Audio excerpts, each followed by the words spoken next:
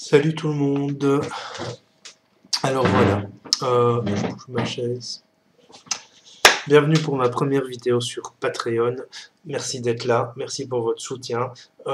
Les vidéos que vous verrez ici seront destinées à deux choses. La première, c'est pour vous qui me suivez sur Patreon. Elles ne seront pas mises en mode public sur Facebook.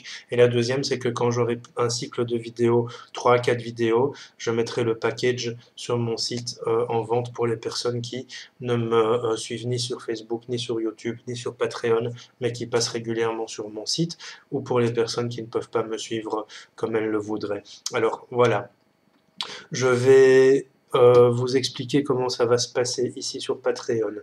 Le but, c'est de mettre des vidéos exclusives, c'est-à-dire, comme je viens de l'expliquer, qui ne se trouvent nulle part d'autre qu'ici, qui seront hébergées sur YouTube, mais qui seront réservées et accessibles uniquement à vous qui me suivez ici. Mais bon, voilà, je suis obligé de passer par YouTube ou par Vimeo ou par une autre plateforme pour l'hébergement, parce que Patreon ne prend pas en charge l'hébergement. Quoique, une fois que les personnes qui iront sur YouTube, si elles ne sont pas membres du Patreon, elles ne pourront pas accéder à ces vidéos. Le but est donc de vous fournir un contenu, on va dire, entre guillemets, exclusif, parce que voilà, ce sont des choses que je donne, entre guillemets, entre mes formations, mais ce ne sont pas non plus toutes les choses que je propose en formation, parce qu'entre une vidéo où je suis devant ma caméra et un groupe interactif où j'adapte les choses, etc.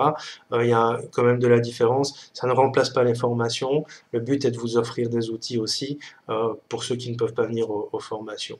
Alors, je vais commencer par un cycle sur l'énergétique.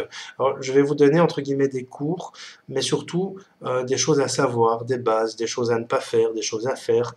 Et évidemment, pour tout court, il faut commencer par le début. Et donc, la première vidéo aujourd'hui sera essentiellement consacrée à comment fonctionne l'énergie, comment capter l'énergie, comment ressourcer son énergie, comment se protéger, comment se nettoyer, tout ce genre de choses. Alors évidemment, vous entendrez des choses que peut-être vous avez déjà entendues dans l'une ou l'autre vidéo sur YouTube. L'avantage, c'est qu'ici, tout est regroupé dans une seule vidéo. Voilà, commençons. Ah oui, en moyenne, mes vidéos sur Patreon dureront entre 10 minutes et 1 heure. Ça dépendra du sujet et ça dépendra un petit peu de ce qu'il y a à traiter.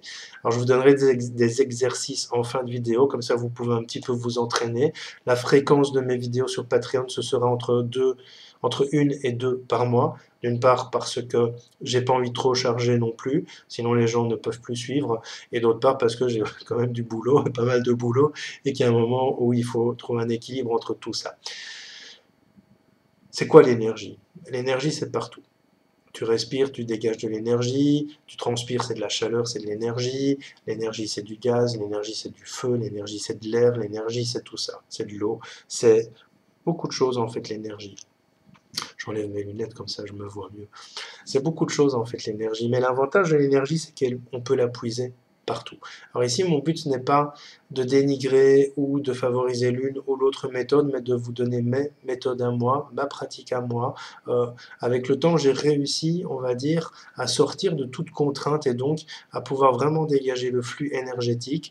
J'ai découvert beaucoup de choses, j'ai compris beaucoup de choses, j'ai appris beaucoup de choses, j'ai recherché beaucoup de choses, ce qui me permet de mettre en place beaucoup de méthodes de soins différentes, pour certaines qui font des vrais miracles et pour d'autres qui ont des résultats probants mais qui ne sont pas forcément miraculeux parce que la méthode est un petit peu moins forte en énergie déployée. Alors c'est quoi l'énergie? C'est donc tout ce qui vous entoure. Vous êtes énergie. Vous êtes énergie englobé, on va dire, avec votre corps physique, qui lui aussi est un corps fait d'énergie.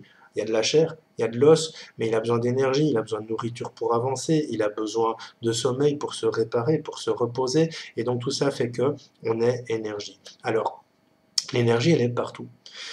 Pour soigner quelqu'un, pour se soigner soi-même, il faut simplement puiser l'énergie. Alors c'est intéressant, c'est que quand on soigne quelqu'un, ce n'est pas sa propre énergie que l'on puise, c'est une énergie universelle, c'est une énergie qui nous entoure. Cette énergie, elle se trouve dans les arbres, dans les plantes, dans le soleil, dans le vent. Et en fait, quand on parvient en fait à s'ouvrir à toute cette énergie qui nous entoure, on peut la puiser pour la transmettre à d'autres. Alors quand on soigne quelqu'un, bon ici je vais un peu plus loin, mais quand on soigne quelqu'un, il faut d'abord éviter d'utiliser sa propre énergie parce que nous avons un capital énergétique qui n'est pas inépuisable. Ça veut dire, alors je le symbolise toujours comme ça parce que j'avais lu ça dans un livre il y a une trentaine d'années, je trouvais ça intéressant. C'est un petit peu comme une grande bouteille d'eau.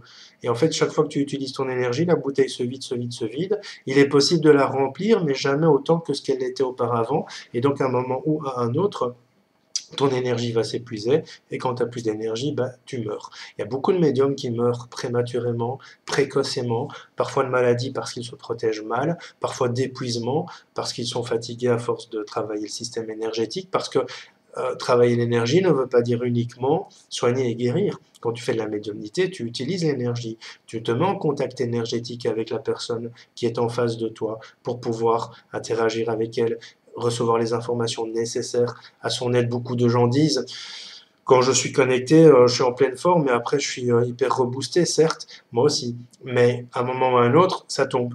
C'est un petit peu comme quand tu fais bouillir ton lait, il a plein d'énergie, enfin ton lait, ton eau, on s'en fout, hein. Il a plein d'énergie, il bout, il bout, il bout, et puis si tu coupes le feu, pouf, et puis il refroidit. Et puis il y a moins de lait parce qu'il s'est évaporé. C'est un petit peu le même système avec l'énergie. C'est-à-dire que tu vas utiliser l'énergie, tu es boosté à bloc, et puis à un moment, pouf, ça retombe et tu es à plat complètement.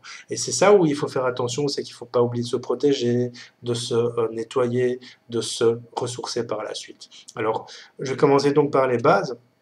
Déjà un petit peu au niveau du lexique. C'est quoi l'ancrage? C'est quoi l'enracinement? Alors l'ancrage, c'est quand votre âme, donc l'énergie de votre âme, est parfaitement ancrée à votre cœur et à votre corps physique, et donc que vos 7 corps énergétiques sont en parfait accord, que vos chakras sont bien alignés, et que tout ça vous permet en fait d'avoir une belle connexion de vie, d'avoir une bonne connexion à la Terre, d'avoir une bonne connexion à votre énergie source, votre énergie supérieure, à votre âme, pour le dire comme ça. L'enracinement, c'est quand votre corps physique est bien enraciné dans la vie, dans sa réalité. On symbolise souvent, alors on fait beaucoup de confusion entre l'ancrage et l'enracinement, c'est pas du tout la même chose. L'ancrage, c'est quand l'âme est bien ancrée, quand il y a des expressions qui disent il est à côté de la plaque ou ce genre de choses, ça c'est parce que votre âme n'est pas bien ancrée dans votre corps. Alors parfois ça génère des coups de fatigue, parfois on a le sentiment d'être à côté de la plaque, etc. Ça c'est parce que vous n'êtes pas en alignement avec votre énergie, vos chakras ne sont pas alignés et votre âme n'est pas correctement ancrée, ou du moins l'énergie qu'elle envoie à votre corps, parce que votre âme n'est pas dans votre corps, elle envoie de l'énergie à votre corps, n'est pas correcte. L'enracinement, on le symbolise souvent par des dessins d'hommes avec des racines qui s'enfoncent dans le sol. C'est un peu ça, parce que vous devez savoir que vous avez aussi des chakras inférieurs qui, eux, vont s'ancrer dans la matière, le sol, la terre, et que ça, tout ça qui va vous permettre un enracinement. Alors l'enracinement plus l'ancrage crée un parfait alignement. Normalement, vous êtes bien aligné dans votre énergie, et donc vous êtes en pleine santé, en pleine possession de vos capacités, et en pleine possession de vos capacités énergétiques. Ça, c'était important, je voulais un petit peu remettre ça au point parce que je vois souvent des erreurs à ce propos-là, souvent chez des praticiens en énergétique, parce que c'est comme ça qu'ils l'ont appris, c'est pas pour autant tout à fait juste. Tu vas me dire oui, mais pourquoi toi c'est juste, etc. Mais parce que moi, voilà, je le vois les choses et que tous les praticiens ne le voient pas, et donc quand tu le vois, tu peux vraiment déterminer les choses différemment et avec plus de certitude. Surtout quand tu le vois sur des dizaines, des centaines, voire des milliers de personnes, parce que je fais quand même entre 600 et 700 rencontres professionnelles, on va dire. Enfin, j'ai au moins entre 600 et 700 travaux, soins, etc. tous les ans. Donc, je vois beaucoup. Et c'est ça qui me permet aussi de faire mes recherches, et que à partir du moment où tu observes que sur 200-300 personnes, la même cause produit le même effet, tu peux travailler sur la cause et donc annuler complètement l'effet. C'est assez intéressant de travailler comme ça. Qu'est-ce que l'alignement? Donc, c'est vraiment quand tous vos centres énergétiques sont bien alignés et que toute l'énergie circule correctement. J'ai pas mal ici, j'ai pas mal là, j'ai pas ceci, je suis pas fatigué, je suis pas à plat, je suis pas grognon, etc., etc. À partir du moment où vous êtes bien ancré, bien aligné, bien ancré, bien enraciné, d'office vous serez bien aligné. À ce moment-là, vous pouvez travailler l'énergie. Mais ça n'empêche pas, voilà, j'ai encore tout à l'heure quelqu'un qui m'a envoyé un mail en me disant je suis fatigué, je suis pas bien, je suis un peu attaqué. Ça, c'est parce que tu n'es pas en protection. C'est quoi la meilleure protection? Alors, la meilleure protection que vous puissiez avoir, c'est déjà, et avant toute chose, la foi. C'est con, mais c'est ça. C'est-à-dire que quand vous êtes en confiance, alors quand je parle de foi, je ne parle pas de religion, je parle de confiance. J'ai confiance en moi, je sais que je suis solide, je sais que malgré les attaques que je pourrais subir, j'ai la force nécessaire que pour pouvoir me nettoyer, me protéger. Donc la première chose, c'est la confiance. Plus vous aurez de doutes, plus vous aurez peur, plus vous aurez de difficultés, plus vous allez créer des failles énergétiques. Et là, pouf, pouf, pouf, pouf, vous allez vous faire attaquer par des énergies, des parasites, par la personne qui, sans le vouloir, vous envoie une énergie un peu négative quand vous la soignez, etc. Et donc tout ça va faire que vous serez un petit peu à plat. Et après le soin, la personne sortira en disant merci, mon rhume va mieux. Et le lendemain, vous aurez un rhume parce que vous aurez chopé son rhume. Quand vous soignez quelque chose, ça ne doit pas transiter par vous. Vraiment pas. La deuxième protection intéressante, moi je l'utilise, c'est la protection émotionnelle. Je ne suis pas le patient, je ne suis pas lui, je ne pleure pas avec lui, je travaille avec lui, mais je ne suis pas là pour le plaindre, je ne suis là pour l'aider, pour le soigner. À partir du moment où vous mettez une barrière émotionnelle, là encore, vous ne pouvez pas créer de faille énergétique. Alors, c'est intéressant parce que vous allez parfois, en fonction de certaines personnes, me dire oui, mais moi j'emploie telle pierre, moi j'emploie telle. Si ça marche pour vous, tant mieux. Moi, je suis pas très pierre, je suis pas très encens, je suis pas très prière, mais je pars du principe qu'à partir du moment où tu as foi en ta protection, ça marche. Parce que rien que le fait d'utiliser, de défocaliser et de mettre ça dans un objet qui est pas loin de vous, alors moi j'ai rien sous ma table, j'ai 2 disques durs, une clé USB, 3 clés USB, un bic, mes lunettes, mon eau, et c'est tout ce que j'ai. Donc je veux dire, j'ai même pas de pierre, de bougie, machin. Mais ce qui est super important, c'est d'avoir foi en ce que tu crois. C'est-à-dire que si pour toi, mettre de la sauge, mettre de l'encens, etc., vaut protection, ça vaudra protection. Ça, c'est quelque chose qu'il faut bien se mettre dans le crâne. Alors c'est vrai que sur YouTube, je dis souvent oui, mais non, mais parce que parfois, il faut pas être dans le doute. Quand on me dit oui, mais est-ce que tu crois que ça marche? Moi, je fais ça, mais est-ce que tu crois que ça marche? Ben, tu es dans le doute, donc ça ne marchera pas. Par contre, si tu as la certitude que ça fonctionnera, ça fonctionnera. Donc une des protections fondamentales, elle est là aussi. Alors ce qui est intéressant, je ne vais pas rentrer dans ces débats-là, c'est de savoir où vous travaillez. Que ce soit pour vous en particulier, ou pour la pièce de soins dans laquelle vous exercez professionnellement, il ne faut pas qu'il y ait de faille énergétique dedans, ou en tout cas qu'il n'y ait pas de point de décharge, ou trop de points de charge au niveau géobiologique. Donc c'est intéressant de faire venir un géobiologue parce que pour peu que vous soyez sur un point de décharge énergétique, vous allez faire votre soin et vous allez être complètement mort après, et après votre soin, voire votre journée de soins, vous ne vaudrez plus rien. Donc il faut vraiment faire attention à l'emplacement où vous travaillez, ça vaut aussi protection. Alors ce qui est intéressant, euh, par rapport aux protections, c'est vraiment de porter votre croyance. Par exemple, j'ai reçu un médaillon, c'est un exemple, c'est pas pour moi, mais j'ai reçu un médaillon de ma grand-mère et je le porte et ça me protège. Voilà, c'est suffisant. Moi, j'avais ça avec un manteau que j'avais reçu de mon grand-père à l'époque, quand il était décédé. Pour moi, c'était comme un bouclier, je me sentais hyper protégé. Ou alors, quand j'étais plus jeune et que j'arrivais pas encore très bien à contrôler mes capacités, je mettais ma capuche et j'avais la croyance que c'est le fait de mettre ma capuche me coupait et me permettait de ne pas être tout le temps en contact. Ça suffisait. C'est parfois le plus simple des choses et le plus intéressant et le plus utile. Protection intéressante si vous voulez déjà aller vers les pierres, toutes les pierres noires, les sungites, les labradorites noires, pardon, les tourmalines noires. La labradorite, j'en avais parlé dans une vidéo. Aujourd'hui, je la conseille un petit peu moins parce que c'est vrai qu'elle se charge vite et elle va vite se dégager sur la personne qui est tout proche d'elle. Donc, je le conseille un petit peu moins. Mais les pierres pour les protections peuvent être intéressantes. L'encens, l'encens d'église, l'oliban, le benjoin sont des encens qui vont vous protéger mieux, plus. Après, c'est jamais la panacée, c'est tout des trucs entre guillemets un peu superficiels. Ça va pas vous protéger d'attaques énormes et d'attaques gigantesques, mais ça va vous protéger quand même. Ça reste superficiel, mais c'est intéressant. Pour la protection, si vous y croyez, faites une prière à vos guides, faites une prière à ce en quoi vous croyez, Dieu, Jésus, Allah, Bouddha, peu importe, faites une prière et vous verrez que ça va déjà vous aligner. Alors l'alignement avant le soin est fondamental, parce que pour peu qu'en face de vous, vous ayez une personne qui va avoir une maladie qui vous parle, parce que la sœur l'a eu, la mère l'a eu, la fille l'a eu, déjà ça va émotionnellement vous toucher et là votre protection va tomber. Donc là il faut se réaligner en disant ok, je ne suis pas le patient, ce n'est pas moi, ce n'est pas ma sœur, ce n'est pas ma mère, c'est une personne à qui je vais venir en aide. Et autant chez certaines personnes ça peut démultiplier les capacités parce qu'elles veulent vraiment arriver au bout de ça parce que ça les touche, autant chez d'autres ça va les fragiliser et donc leur empêcher de faire du bon travail. Alors ça c'est pour la protection. Il y a pas mille trucs de plus hein, pour les protections. Vous pouvez mettre une bougie. Je connais quelqu'un qui travaille avec une bougie, un encens et le Coran parce que c'est ses croyances et elle est très protégée comme ça. Elle n'a jamais vécu d'attaque. Voilà, ça suffit. Vous pouvez aussi vous reconnecter à votre âme pour vous protéger et en plus vous nettoyer parce que ça fait les deux.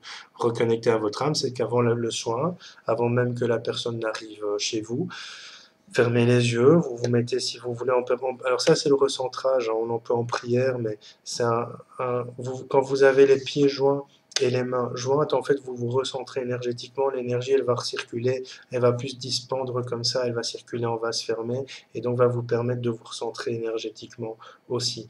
Vous pouvez vous recentrer simplement, fermer les yeux et demander à votre énergie source de vous reconnecter. Il y en a qui appellent ça la présence Ayam. Moi, j'appelle ça la reconnexion d'âme, tout simplement. Et votre énergie va vous envahir et vous permettre tout simplement d'être beaucoup plus serein, d'être beaucoup plus en accord avec vous et donc de pouvoir agir sans danger potentiel. Il y a des dangers, il y a des dangers. Même quand on agit avec le cœur, il suffit d'une petite faille pour que des parasites qui sont là, hein, ils sont autour de nous, tous les parasites du bas astral, il suffit d'une petite faille pour qu'on se sente agressé, pour qu'on se fasse agresser. Donc oui, il y a des dangers potentiels. Tant que tu agis dans le cœur, avec entre guillemets la lumière du cœur, il ne peut rien t'arriver. Le nettoyage, une fois que tu as agi sur quelqu'un, il faut se nettoyer parce que cette personne va te... C'est un petit peu comme si elle prenait du sable et elle faisait... Et en fait, il y a une grosse partie du sable qui va tomber par terre, mais tu vas quand même avoir des petits points de sable sur toi. Et après, il faudra les nettoyer comme ça. Après, il faudra les nettoyer parce que même si tu ne chopes que 1% du sable qu'on t'envoie, c'est toujours 1% et ça peut s'avérer très néfaste.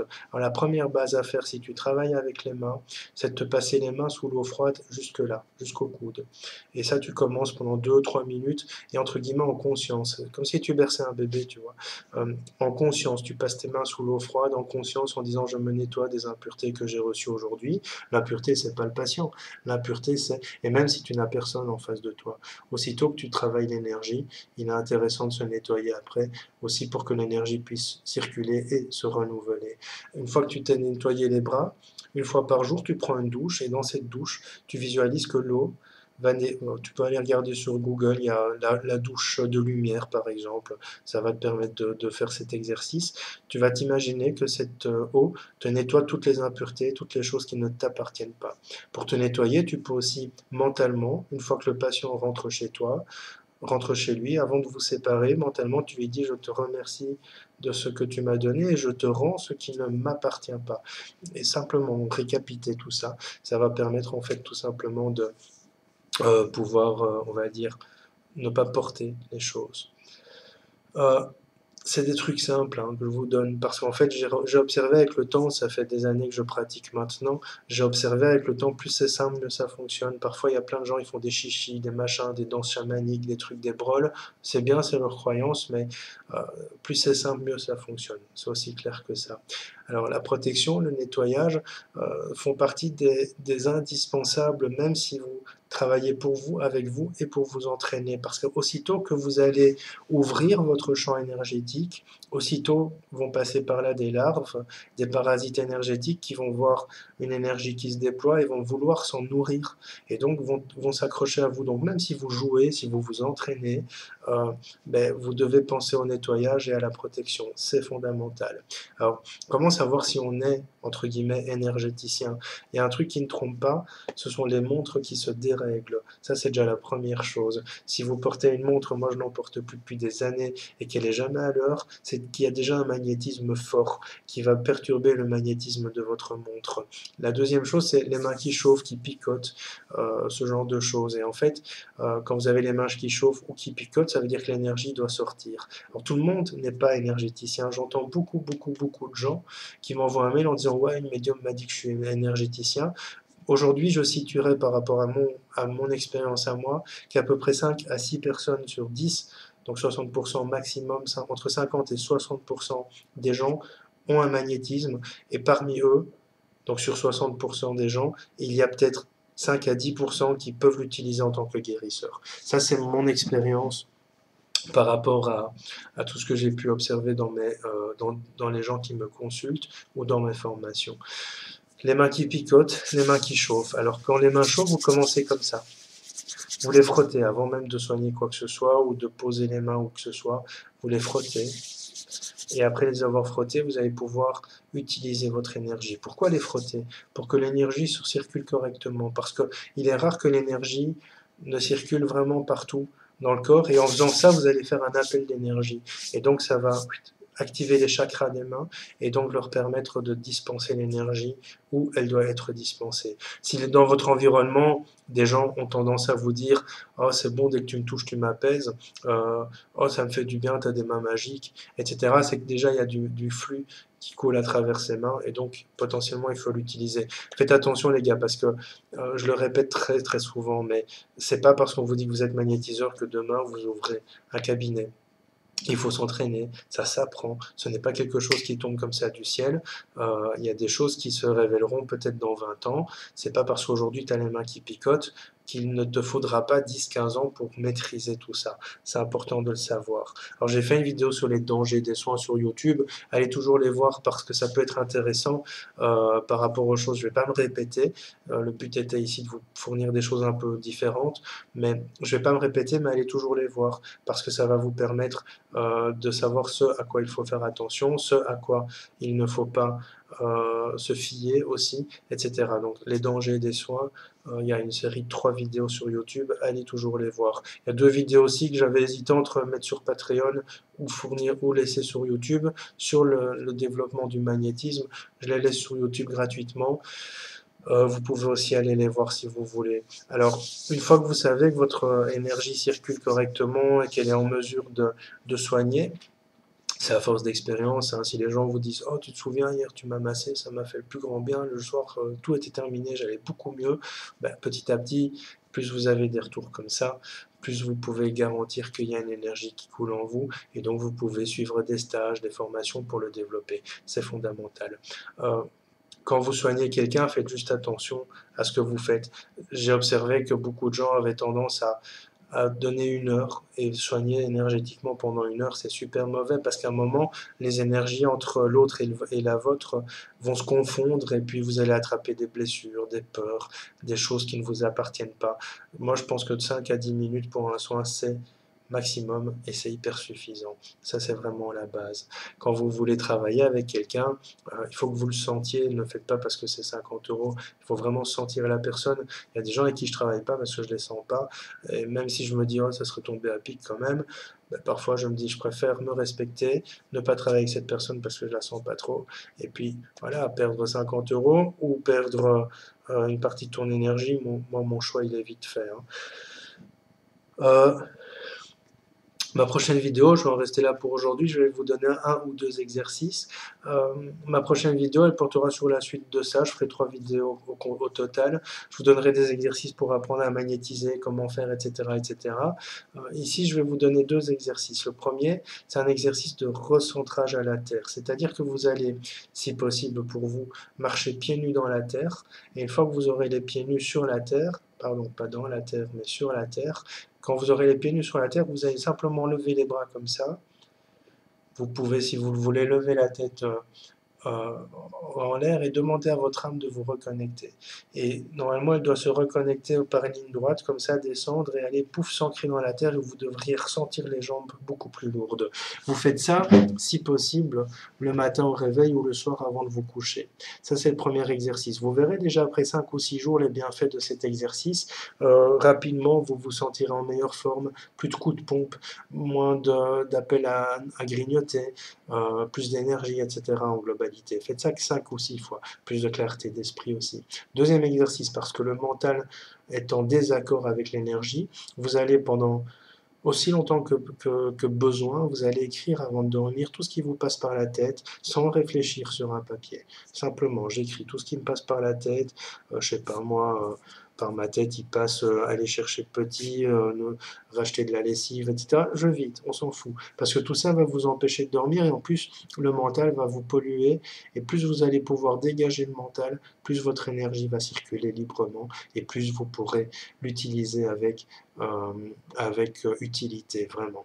Donc ça, c'est pour aujourd'hui. Je ne vais pas vous donner de vidéo d'exercice pour travailler l'énergie, ce sera dans la prochaine vidéo. Là, je voulais vraiment revenir sur les bases, nettoyage, ancrage, enracinement. L'exercice d'ancrage, c'est celui-là, hein.